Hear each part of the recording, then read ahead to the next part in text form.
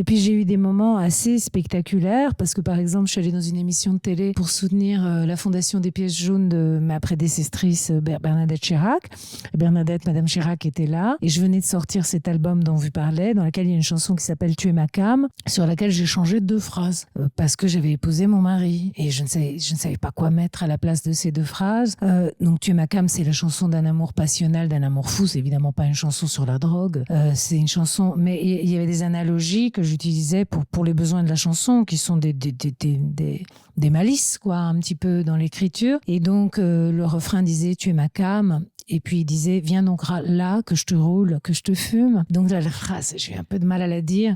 Donc un peu provoque. Voilà, j'ai dit à la place j'aime tes yeux, tes cheveux, ton arôme. Mais je l'avais écrite, viens donc là que je te roule, que je te fume. Et la deuxième phrase que j'ai enlevée, c'est tu es ma cam, plus mortelle que l'héroïne afghane, plus dangereux que la blanche colombienne. Je te planque quand je passe la douane. Celle-là aussi. C'est très très drôle. J'ai eu comme un doute de dire une phrase pareille, moi qui n'ai jamais évidemment rien passé à travers aucune douane de ma vie, mais tout d'un coup j'ai trouvé que la phrase était un peu punk, quoi. Et, un petit peu rebelle. Et je l'ai changée et j'ai mis à la place tu es mon bel amour, mon anagramme. Ce qui est minable. Parce que je te planque quand je passe la douane. C'est sûr que c'est moins stylé. C'est beaucoup plus visuel et c'est beaucoup plus fort.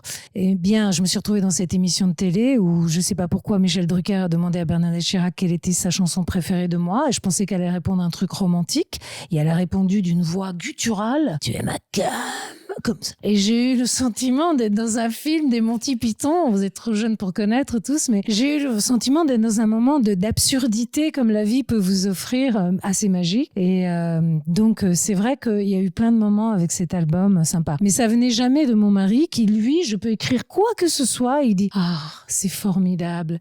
Et donc... Il vous supporte. Il est supportif avec vous. Supportif avec vous. Ouais. Et il m'a même pas dit de ne pas dire plus dangereux que la blanche colombienne. Et j'ai reçu un appel de l'ambassadeur de Colombie qui m'a dit « Nous sommes outrés que vous ayez considéré que la Colombie produit de la cocaïne. » C'est incroyable. Et moi, je vais pas oser lui dire que si j'avais parlé d'une frite, j'aurais parlé de la Belgique, mais il n'y a pas que la cocaïne, évidemment, en Colombie. Dieu me garde de dire une stupidité pareille, mais il y en a quand il m'a appelé, je suis restée stupéfaite parce qu'il me semblait que ça venait de là-bas.